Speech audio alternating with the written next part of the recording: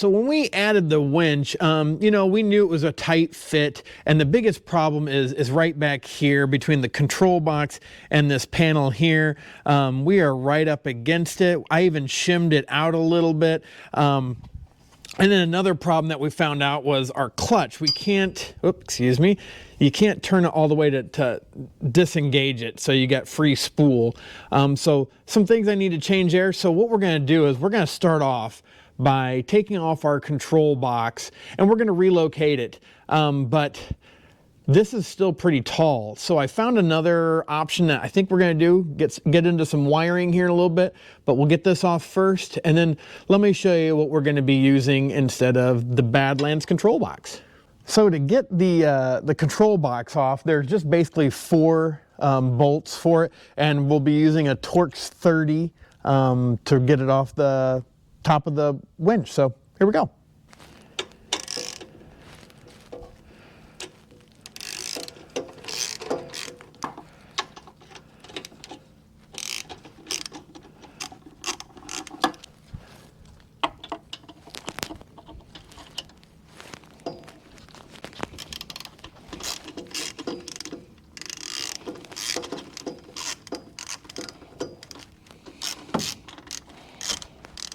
Well, we got the control pack off. A little bit more difficult than I was thinking, because I had to pull the positive from the battery and the ground from the up top, since we already had it wired in.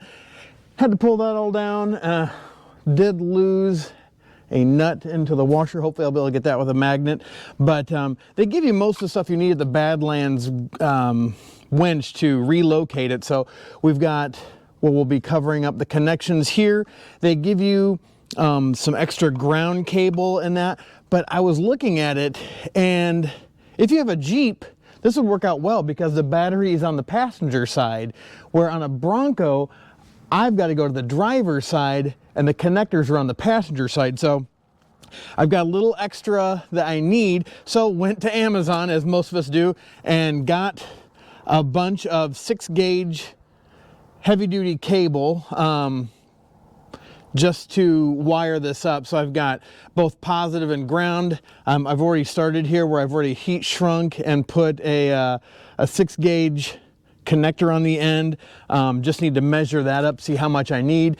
And I know one of the wires that they gave you or give you with the Badlands winch is a positive cable. So don't think it'll matter, but that control box from the Badlands is not going to fit, I don't think, very well underneath the hood. So again, went to Amazon to see if I could find something, and found kind of an aftermarket control box.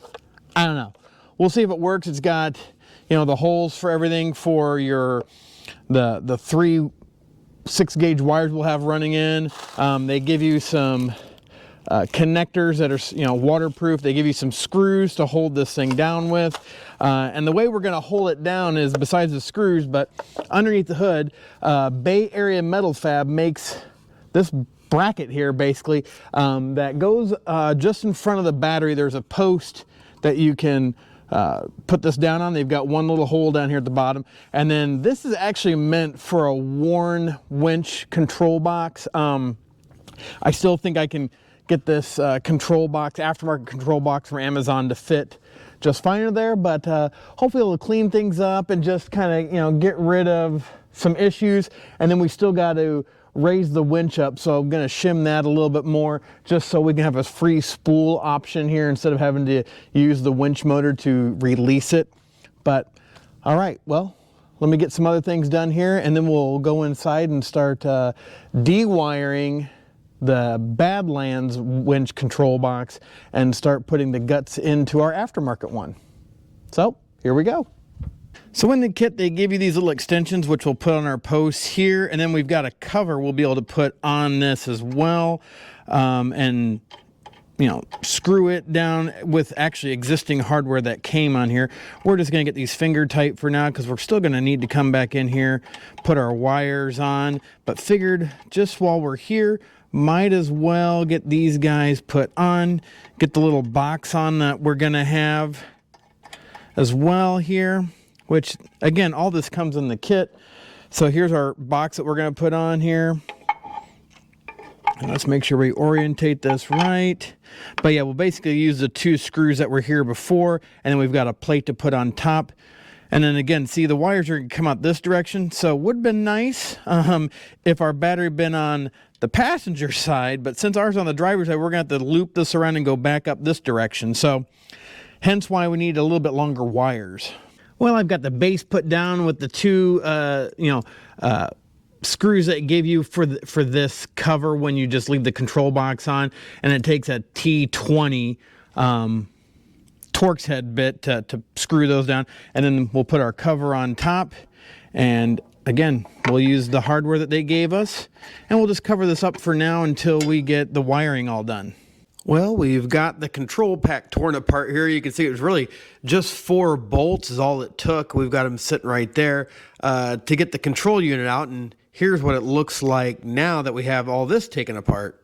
So as you can see, we've been kind of busy. There is the control unit that was out of the Badlands control box.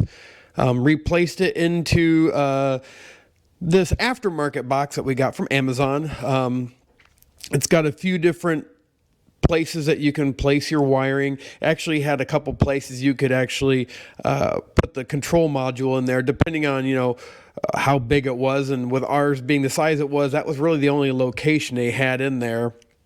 But got all of our wires connected. Main power is the top one. Then you've got black, red, black at the bottom.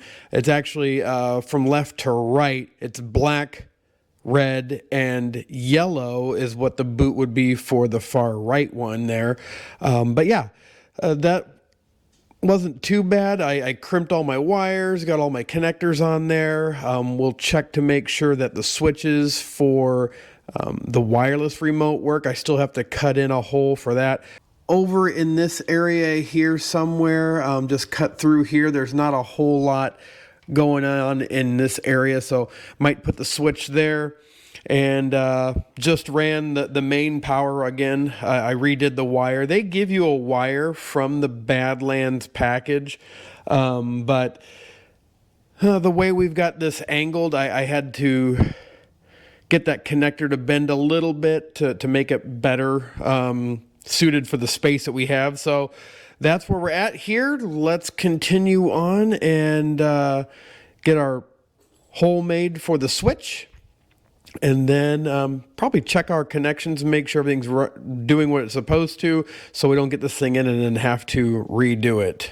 I wanted to show you this as well. This was the other access point they have in here, and actually I think it's going to work out pretty well. The holes they have in here aren't going to line up with what our wired controller part would work as, so we'll have to make new holes for this to put the screws in. But as I was looking at this, we have our ground wire coming out. There was actually a hole here for the screws for, your wired controller here. So we just use one of those for our ground here. But now that I'm thinking about it, with the way we're going to have that switch, may be easier to put that over here, which will be facing the driver's side fender, and make it easier to get to that switch instead of having to flip it on from back here. So I may go into the side here instead. Just have to check our wiring, make sure it'll all reach and not get in the way of anything else. Well, we took our 1/8 inch bit and drilled a couple holes here for the screws, and yeah, just got them in, just hand tightened them down here. But yeah, everything looks good there. And now we've got to figure out about making a rectangular hole over here for our switch. But also too, don't worry, I'm going to put links to everything I'm using here down below. So if you want to do this yourself, it really doesn't take that much time. It's just, getting everything into place and then putting it all together, really. So this is the switch I'm talking about too, just in case you weren't sure what I was talking about. This Badlands Apex 12K winch has the wireless feature. So this is the switch we need to get in. Well, we're going to install the switch now that we've got, and it's got a couple tabs both on the top and the bottom here that should just snap into place. But pulled out our Dremel. I've got a cordless Bauer from Harbor Freight. Get this cut out, and we'll start in small little areas until we fit it. We don't want to take out too much material because you can't add it back in really. So we'll get this going, and should be about the last step we need to getting this relocation done.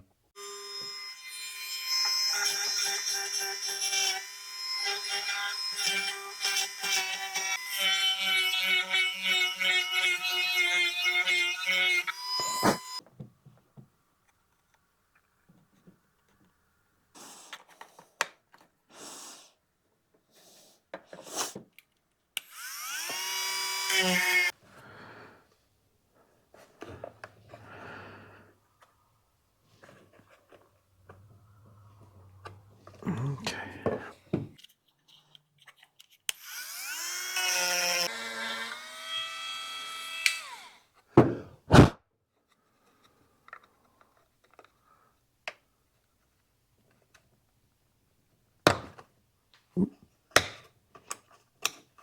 All right, well, after about 30 minutes, we finally got it popped through and just started with a pretty good size cut to be able to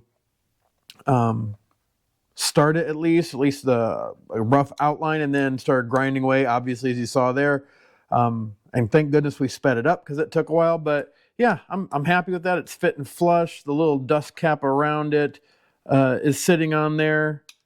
Kind of pops up a little bit down here, so I may have to figure out if I need to just glue it down or something.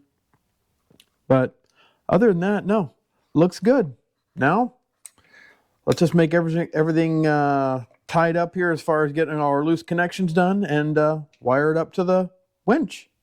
We have our switch installed, which we just got done with the Dremel, and then also need to make sure all my connections are good, which I've already kind of looked that over.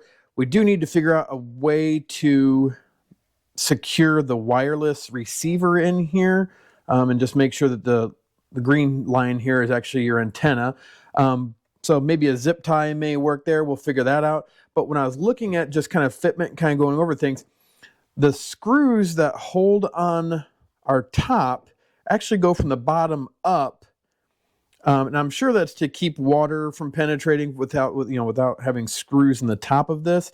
But the problem I see is that if you're on the trail and need to check something in the wiring, maybe something's not working right and you need to check a connection, you'd have to undo it from the mount we have and then take this off just to get to the screws on the bottom. So I'm probably, we'll get that wire kind of out of the way, may figure out a way just to put the screws through the top here, just because it'll make it easier when you're on the trail to check connections instead of having to take the whole thing off the base plate just to check a connection. So what I decided to do was I went back to the top here and was looking at it, and I'm still thinking this is the best way to do this, just in case I ever have to open this up to find a bad connection, instead of taking, again, the whole control pack off of that Bay Area metal fab plate.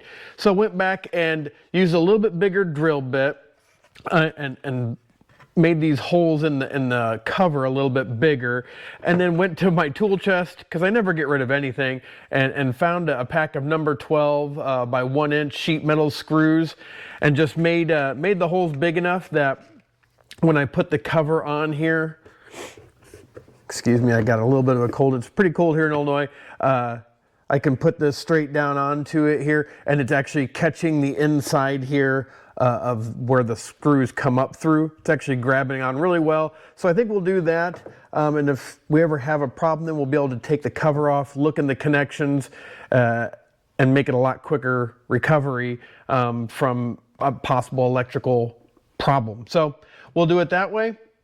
Get this cover back on, but still I need to be able to find, I gotta find some screws here or bolts to be able to put this down into the base plate. So put this onto the base plate next and just kind of check things out. Well, I've been racking my brain trying to find a bolt that I had here at the house that we could mount the control box that we just got done putting together to our plate, and really wasn't coming up with much, because I really, in the bottom of the box, you've got 4 different locations that you can bolt this to whatever.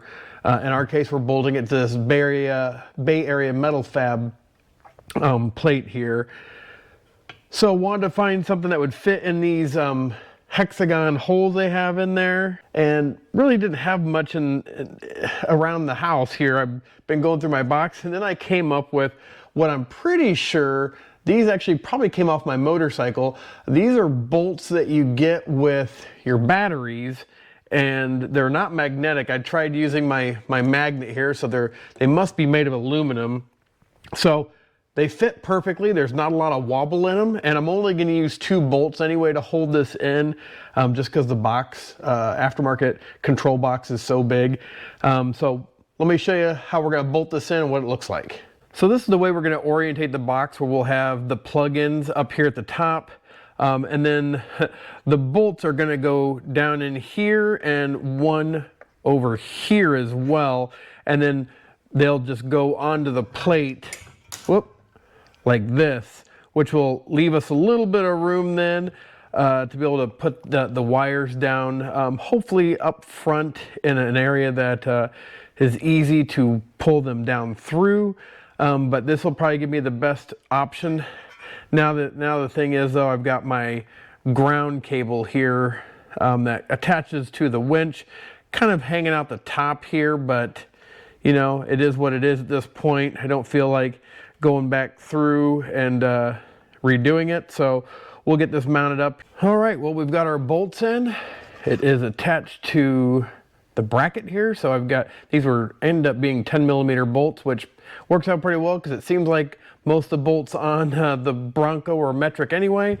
But yeah, this is what it looks like on the plate, and it gives me enough access room here. This is where it bolts up to where that strap goes over the battery like I showed you at the beginning. So looks like I've got plenty of room to get in there, and still this ground cable. Now, the nice thing is this ground only goes to the winch itself, and then a negative lead will come off of that up to a ground, whether it's to the battery or to just another ground spot, but I'll probably just use the negative on the battery.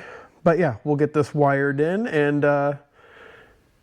go from there. Now, when you're running your wires, you don't have to do what we do. I won't even show you how we're going to do it. I mean, you basically just got to find a place to put these wires through to 3 of them. This black, this red, and this black will all go to the winch. This is my main power cable. That's why it's on top. And this line I made a little bit shorter just to remember. I still got to cut this off, but I didn't want to cut anything until I got it in the Bronco, so I could make them as short as possible. So I'll get it put in, and next time you see this, we'll have it all mounted up under the hood and to the winch. All right, well, we got all our wiring done here, and if you have a Badlands Apex 12s, which is what this is, I want to show you what the wiring looks like. You really only have these 3 connections coming off the control box to the winch, and then you have your grounds. But thought I'd show you what specifically you're going to be connecting, just in case you have the same winch. But they're all probably pretty similar, but always follow your wiring diagram that you should have in your owner's manual. So here's the wiring control box, and you can see I have black, red, and yellow, which is what it shows in my owner's manual. Now on the yellow, I did, since I have 2 black wires here, I did denote which one was the yellow one, and I'll show you here when it got to the winch here. Also have our ground cable here connected to this body bolt right here. This actually comes off the battery. That is connected to the battery post itself for the negative side. And then we found to run our 3 wires in our ground from the box to the winch, all ran them through down here. There was some little cavity I could push them all through, and then they all came out the bottom here. And the nice thing was the Bay Area metal fab bumper has kind of a spot here. You can kind of see, yeah, maybe you can't really, down in here. This is actually, I've got the Bronco connected here to keep it warm. There's a cavity down below that I ran the wires along, so they're kind of inside the bumper. Then they come out down here and up and around, and then our ground is right back here as well. But then again, I also made note that this is yellow, red, and black. And you can see I've got like a little white piece of tape here just to remind me that that is the yellow, so I didn't get anything mixed up. So that's what I wanted to go over with you on the wiring for the Badlands winch to your remote control box, basically. Another quick thing I wanted to show you is we've got our power here that's coming from the battery. So end up using the line I had and had to cut it, but I'll put a note or a link down below. I end up putting a 90-degree connection. So I will put a note down there because it makes it so much easier to where you can actually close this flap and it looks factory. You don't have to worry about the wire getting in the way and having to cut this little piece here. Now it all fits nice and snug underneath there, and wiring's all pretty much done. We'll put our cap back on, but this install is complete. Well, that install, like I said, is complete. I'll put, again, links down below of the 6-gauge wiring I got off of Amazon, the control box that I got off of Amazon, the connections that I got off Amazon, both the flat kind and that 90 that I used to connect to the battery. Really, the battery, though, is the only one I was able to use that 90 on. The posts for both the control box and on the winch, they're just too wide, so you can't use that 90 there. I tried to use it a couple times, especially on the control box, to make some of those connections a little bit easier because you get all those wires in there. Just didn't work. So hopefully you found this informative. Hopefully if you have a Badlands winch, you're able to use some of what I've got going on here to relocate yours. I think it looks a lot cleaner. It gives us a lot more airflow too for the intercooler that's down here in front. Gives us a little bit more space right here at the front bumper. And we've got another video coming up too where I took off the bumper and we showed you how to do the front sensors on this bumper as well. And a cool piece that I found, actually got the idea from Roadkill. So appreciate those guys showing some of the products that they use. So tune into that video here soon. And then we also have, I believe, another video coming up too on Baja Designs. We're adding fog lights to this bumper. Show you what we use on that. But if you haven't subscribed yet, hit that subscribe button. Love for you to be part of the Monkey Business Off-Road family, and tune into all the new videos we got coming out. But appreciate you watching as always, and have a blessed day. Bye.